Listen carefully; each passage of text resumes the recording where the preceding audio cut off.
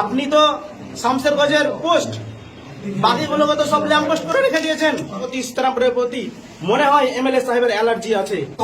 কতটা খুশি এবং তুমি কি বলতে চাইছো, মানে সাংসদ যে আপনাকে এটা তুলে দিল, কতটা খুশি এলাকাবাসী হিসাবে এবং কি বলবে?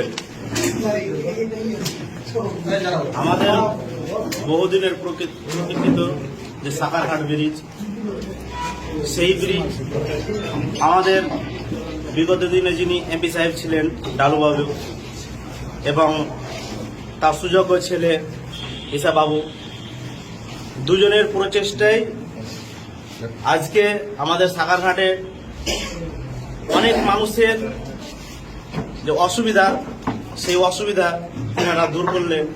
তার জন্য তাদেরকে আমরা অশেষ ধন্যবাদ জানাই।